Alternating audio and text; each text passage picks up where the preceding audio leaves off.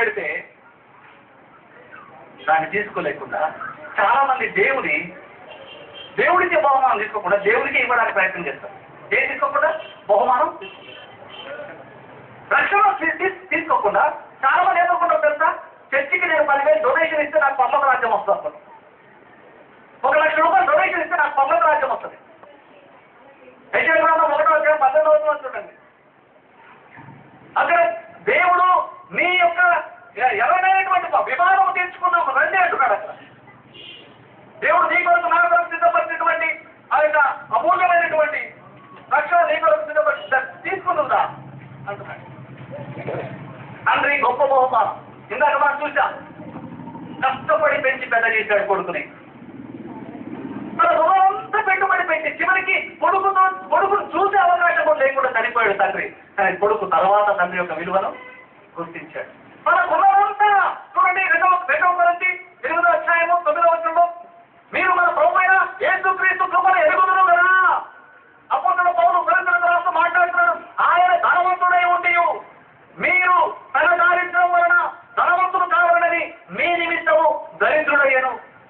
యేసుక్రీస్తు శిలువలో వేలాడినప్పుడు ఎట్ట కనబడ్డాడంటే ధనవంతుడు కనబడ్డాడా, దరిద్రుడు కనబడ్డాడు.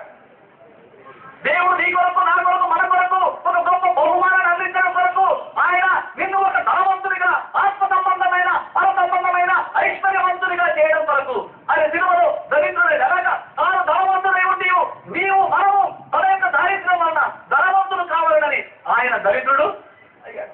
తండ్రి తన పెట్టుబడంతో పెట్టి తన కొరకు ఏం మిగిల్చుకోకుండా ఆ ఎవరో గురించి సాక్ష్యం ఏంటో మీ నాన్న సెల్ఫ్లెస్ మ్యాన్, మీ నాన్న నిస్వార్థ పురుషుడు. తన గురించి ఎప్పుడు ఆలోచన చేసుకోలేదు. ఎల్లప్పుడూ నీ కొరకు ఆలోచన చేసి నా కొడుకు సమాజంలో గణపరచబడాలి, నా కొడుకు ఉన్నతమైనటువంటి రీతిలో పొగడబడాలి అనే మనస్తత్వాన్ని కలిగే ఇతరుల కొరకు జీవించాడు. నీ కొరకు ఇంతగా ఇలాంటి ఆలోచన కలిగి ఉన్నారని నీ బాల్య దశలో నీవు అనుకోలేదు. బాల్య దశలో కొడుకు తండ్రిని ద్వేషిస్తూ వచ్చాడు. ఇలాంటి తండ్రి ఎందుకు దొరికాడు అనుకున్నాడు. నేను పెద్దలైతే నా తండ్రి లాంటి దరిద్రుడుగా ఉండకూడదు అనుకున్నాడు. కానీ ఆ తండ్రి ఆ కొడుకు పట్ల చూపించిన ప్రేమ, ఆ తండ్రి ఆ కొడుకు చేసిన త్యాగము తాను గమనించినప్పుడు గుండె పగిలిపోయింది. ఇదే తప్పు ఈ రోజు కూడా జరుగుతుంది సహోదరుడా. దేవుడు నేను గొప్ప ఐశ్వర్యవంతుడిగా చేయాలని, పర సంబంధమైన ఐశ్వర్యవంతుడిగా. ఈరోజు భూమి మీద కోటీశ్వరుడు కావాలని ఆశ మనిషికి. నువ్వు భూమి మీద కోటీశ్వరుడు అయినా యేసుక్రీస్తును నీ సొంత రక్షకుడిగా అంగీకరించకపోతే నువ్వు దేవుడి దృష్టిలో, ఆ పరమాత్ముడి దృష్టిలో దరిద్రుడివే. దేవుడికి నీ బరుల అవసరం లేదు. ఆయన బలిని కోరేవాడు కాదు. దావీదు 51వ కీర్తనలో నువ్వు బలిని కోరువాడు కాదు, అయినట్లయితే నీకు అర్పించేవాడిని. కానీ నువ్వు కోరేదేంటి? విరిగి నలిగిన మనసు. నీవు నా కొరకు చూపించిన ప్రేమను అర్థం చేసుకుని నేను విరిగిపోయి నలిగిపోయి నేను పశ్చాత్తాపడి నీ ప్రేమను తీసుకొని స్వీకరించి నీ బహుమానాన్ని తీసుకొని నీ విలువను తెలుసుకోవడమే నువ్వు కోరుతున్నావు. నీకు కృతజ్ఞత కలిగి బ్రతకడమే నువ్వు కోరుతున్నావు. ప్రియ సహోదరుడా, పాపానికి ప్రాయశ్చిత్తాన్ని పొందినప్పుడే మనం దేవుని కుమారులం అవుతాం. మనలో రక్షణ రానంత వరకు, పాప క్షమాపణ సంపాదించుకోనంత వరకు ప్రభు దృష్టిలో మనం దరిద్రమే. 2 కొరింథీ 9 మనం చదివిన మాట అదే 2 కొరింథీ 8:9 మనం చదివాము. ఇప్పుడు 9:8 చదువుతాం. అన్నిటి యందు ఎల్లప్పుడూ మీరు సర్వసమృద్ధి కలవారే ఉత్తమమైన కార్యములు చేయుటకు దేవుడు మీరుల సమస్త విధములైన కృపను విస్తరింప చేయగలడు. ఏమంటాడు? ఏ కార్యం చేయడం? ఉత్తమమైన కార్యం దేవుడు చేయడము నేను విస్తరింప చేయగలడు. అక్కడ ఒక మాట రాయబడి ఉంది. అతడు వెదజల్లి దరిద్రులకు ఇచ్చాను. వెదజల్లి దరిద్రులకు ఇచ్చాను. ఎవరు ఆ దరిద్రుడు? నేను ఆ దరిద్రుడిని. తనకున్నదంతా పెట్టుబడి పెట్టాడు నా ప్రభు. తన ఏకైక కుమారుడు, అద్వితీయ కుమారుని ఆ పరమ తండ్రి తన కొరకు పెట్టుకోక, తనతో పెట్టుకోక ఈ లోకానికి తాను ప్రేమించిన తనయుడిని నాకు ఇవ్వడం కొరకు వెలుదీయక ఈ లోకానికి నా స్థానములో శిక్ష పొందడానికి, నా స్థానములో ఆయన ఆ బాధను అనుభవించడానికి ఆయనను దరిద్రుడిగా చేసి ఈ దరిద్రుడైన నన్ను ధనవంతుడిగా చేయడం కొరకు ఆయన ఇవ్వడానికి వెలుదీయలేదు. ఇది తండ్రి ప్రేమ. ఇది పరమ తండ్రి ప్రేమ. నేటి వరకు మనం ఏ జాతి వారమైనా, ఏ కులం వారమైనా, ఎవరిమైనా దేవుడు లోకమును ప్రేమించను. ఆయన లోక రక్షకుడు. ఆయన నువ్వు నమ్మిన నమ్మకమైన ఇప్పటికీ నిన్ను ప్రేమిస్తూనే ఉన్నాడు సహోదరుడా. మా తల్లి క్షత్రియ కుటుంబంలో పుట్టింది, రోషంగా పెరిగింది. ఆమె అలాగే అనుకుంది. యేసుక్రీస్తు ప్రభు క్రైస్తవుల దేవుడు అనుకుంది. కానీ తన జీవితంలో యేసుక్రీస్తు లోక రక్షకుడు అని గుర్తించే టైం వచ్చింది. అప్పుడు కన్నీళ్లు విడిచి ప్రార్థన చేసిందంట. తన అనుభవం చెప్తుంది. అప్పటికి పెళ్లి కలదామని నేను పుట్టలేదు, కానీ తన సాక్ష్యం చెప్పినప్పుడు విన్నాను. అయ్యో ఎంతో పొరపాటు పడ్డాను, నా జీవితంలో యేసుక్రీస్తు ప్రభు క్రైస్తవులనే అనుకున్నాను, చాలా పొరపాటు చేశాను అని ఆ సత్యం ఎరిగిన రోజు కన్నీళ్లు విడిచి ఏడ్చి ప్రార్థన చేసి పశ్చాత్తాపడినప్పుడు ఆమె దేవుని కుమార్తెగా మార్చబడింది.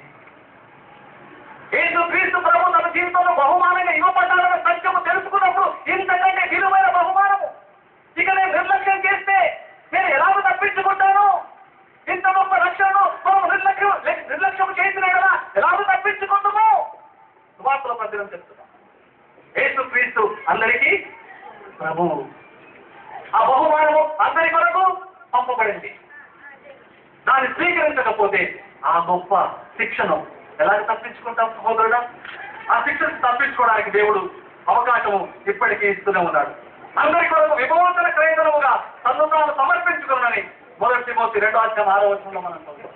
విమోచన క్రయధనము, అందరి కొరకు విమోచన క్రయధనము. ఇందాక ఆ యొక్క తండ్రి తన సొంత కుమారుణ్ణి బలి ఇచ్చాడండి. ఆ ట్రైన్ లో ఉండే వాళ్ళందరూ సుఖ ప్రయాణం చేయాలని, మన జీవిత యాత్ర సుఖమయముగా మారాలని తన కుమారుని బలిగా ఇచ్చాడు. అది ఏదో కాదు. యోహాను సువార్త 3:16 చెప్పబడింది. అది ఏకైక కుమారుణ్ణి నీ కొరకు నా కొరకు అర్పించాడు. ఆ బహుమానాన్ని నిర్లక్ష్యం చేస్తావా? రక్షణ ఒక బహుమానం. నీలో రక్షణ రావాలంటే నువ్వు బహుమానాన్ని స్వీకరించినప్పుడు. ఏంటా బహుమానం? యేసుక్రీస్తు ప్రభు, లోక రక్షకుడైనటువంటి యేసుక్రీస్తు ప్రభు. ఆయన మన పాపముల నిమిత్తము చనిపోయాడు. మన కొరకు విమోచన క్రయధనముగా అప్పగింపబడ్డాడు. ఈ జీవితంలో ఈ భూమి మీద మాత్రమే కాదు, మన సంబంధంగా ఈ భూమి మీద భూమి వదిలిన తర్వాత కూడా మన సంబంధమైన జీవితం. ఈరోజు అందరికీ కూడా ఏముందండి? సేవ. దేవుడు నమ్ముకుంటే ఏమనుకుంటారు? దేవుడు నమ్ముకుంటే కోటీశ్వరులం అవుతాం, దేవుడు నమ్ముకుంటే నా కొడుకు పెళ్ళి అవుతుంది, దేవుడు నమ్ముకుంటే నా కొడుకు ఉద్యోగం వస్తుంది, యేసు నమ్ముకుంటే రోగాలు పోతాయి, యేసు నమ్ముకుంటే ఏమవుతుంది? నా వ్యాపారం సక్సెస్ఫుల్ గా నడుస్తుంది, నాకు ఉద్యోగం దొరుకుతుంది. ఈ యొక్క భూ సంబంధమైనటువంటి ఆశీర్వాదాలను అడ్డు పెట్టుకొని కేవలం భూ సంబంధముగా జీవించబడడం కొరకే ఆయన సర్వీకి వస్తున్నారు. ఇంకో విధంగా చెప్పాలంటే రాకుండానే చర్చిలకు చందాలు పంపిస్తున్నారు. దేవుని యొక్క వాక్యంలో రాయబడి ఉంది. ఆయనకి ఏదో తక్కువైనట్టుగా అపోస్తల కార్యంలో 17:25 ఏథెన్స్ అనేటువంటి ఆ యొక్క పండితుల మధ్య అపోస్తలుడైన పౌలు మాట్లాడుతూ ఆయనకి ఏమైనా తక్కువై ఉన్నదని, ఆయనకేదో తక్కువైనట్టు ఆయన మీ బరువులను మీ హస్తములను లేదా నీకేనా సేవించబడేవాడు కాదు. దేవుని సేవించడానికి ఆయన సేవించేవాడు తక్కువై కాదు ఆయన కోరుకుంటుంది. ఈరోజు మనం దేవుని ఆరాధిస్తామంటే ఆయన ఆరాధించేవాడు తక్కువైనా సంబంధంలో నో. నీవు నేను ఆరాధించకపోయినా కోట్లాది దూరం చేత ఆరాధించబడుతున్నాడు. ఆయన ఆశ ఏంటి? తప్పిపోయినటువంటి నాశనానికి వెళ్తున్నటువంటి నా కుమారుడు కుమార్తెలు వారి యొక్క ప్రయాణము వాళ్ళకు తెలీదు, వాళ్ళ శక్తి లేదు, వాళ్ళు కొందరు పడబోతున్నారు, వాళ్ళ మార్గము నాశనకరమైన మార్గము. దాని నుంచి తప్పించడానికే ఆయన పరిగెత్తుకుంటూ భూమి మీదకి వచ్చాడు యేసుక్రీస్తుగా. తన ప్రాణాన్ని పెట్టేసి నిన్ను నీ ప్రమాదం నుంచి నన్ను వాళ్ళందరినీ ఆ నరకం నుంచి నిత్య నాశనం నుంచి శాశ్వతమైనటువంటి దేవునికి ఎడబాటు కాకుండా ఉండాలని, మనం నశించిపోకుండా ఆయనతో ఉండడానికి, ఆయనలో ఆనందించడానికి, ఎల్లప్పుడూ విధానం ఆయనతో సంతోషించడం కొరకు పరిగెత్తుకుంటూ వచ్చి నీ కొరకు నా కొరకు నువ్వు అడగకపోయినా వాళ్ళకి తెలుసా? వాళ్ళు అడిగినారా నీ కొడుకులు పంపించు చంపుకొని? వాళ్ళు అడగలేదు, వాళ్ళకు తెలియదు. అసలు వాళ్ళ లోకంలో వాళ్ళు ఉన్నారు. ట్రైన్ పోతానే ఉంది, ముందు బ్రిడ్జ్ లేదు పడిపోతాము అన్న విషయం వాళ్ళకి తెలుసా? సుధాకర్ తెలుసా తన జీవితం నాశనకరం వెళ్తుందని ఒకప్పుడు తెలుసు, ఆగుతూనే ఉన్నాడు. ఎంతమంది జీవితాల్లో మనం ప్రభుత్వం తెలుసుకున్నాం, అయితే ఇమీడియట్ గా తెలుసుకున్నామా? ఎన్నిసార్లు దేవునికి వ్యతిరేకంగా బ్రతికాం? మన బ్రతుకులు మనం బ్రతుకుతూనే కొనసాగాం. దేవుని మహాకృప మహాదైశ్వర్యం ద్వారా మనము ఆయన ప్రత్యక్షతను పొందాం. ఆ సత్యమును గ్రహించే భాగ్యం మనకు దొరికింది. ఎలా దొరికింది? ఇలాగే ఈ సువార్త కూటాల ద్వారా, ఇంకెవరో వాక్యాలు చెప్తే వినడం ద్వారా ఆయన నా కొరకు రోజు ఎదురు చూస్తున్నాడు సత్యం తెలుసుకొని, నేను ఎన్నాడు నిర్లక్ష్యం చేశాను సత్యం తెలుసుకొని పశ్చాత్తపడి ఏసి నా ప్రమాదం నుంచి నేను తప్పించుకున్నాను. మన ప్రమాదాల నుంచి మనం ఎంతో మంది ఇక్కడ కూర్చున్న వాళ్ళు తప్పించుకోగలిగారు. ఈరోజు నేను తప్పించుకోగలిగాను నరకానంటే నా నీతి కార్యాలు, నా జ్ఞానము, నా యొక్క శక్తి, నా బలగము, నా యొక్క పలుకుబడి కాదు. నేను నా నాశనం నుంచి తప్పించుకోవడానికి కారణము ఆ నాశనంలో పడకుండా అడ్డుగా వచ్చి ఆదుకున్న రక్షకుడు, లోక రక్షకుడైన యేసుక్రీస్తు మాత్రమే తప్ప మరొకరు కాదు. ఆయన ఈ రోజు వరకు కూడా నిన్ను రక్షించడానికి ఇష్టపడుతున్నాడు సహోదరుడు. ఆయన స్వీకరిస్తాం. ఆయనకి ఏం తక్కువ కాలేదు. కానీ అంత సర్వ సమృద్ధి కలిగిన వాడైనప్పటికీ సమస్తమును వదులుకొని ఈ లోకానికి వచ్చి లోకం దృష్టిలో దిక్కులేని వాడిగా కనబడ్డాడు. ఆ శిలువలో దృశ్యం చూస్తే అందరూ ఏమనుకున్నారు? దిక్కులేని వాడు, దరిద్రుడు, చివరికి వేసుకోవడానికి బట్టలు కూడా లేకుండా ఆ వస్త్రముల కొరకు చీట్లు వేసుకునే పరిస్థితి వచ్చింది. ఒక సందర్భంలో కృష్ణుడు అడిగినప్పుడు చెప్పాడు, మేము ఎక్కడ నివసిస్తున్నామంటే నక్కలకు బొరియలు ఉన్నాయి, ఆకాశ పక్షుల గూళ్ళు ఉన్నాయి, కానీ మనుష్య కుమారుడు ఈ భూమి మీద మనుష్యుడి అవతారంలో వచ్చినటువంటి నాకు తలదాచుకోవడానికి కూడా స్థలం లేదు. అంటే ఇంకో విధంగా చెప్పాలంటే నేను దరిద్రుడిగా ఉన్నాను భూమి మీద. ఎందుకో తెలుసా? నిన్ను ధనవంతునిగా చేయాలి. ఎలాంటి ధనవంతుని? పర సంబంధమైనటువంటి ధనవంతునిగా.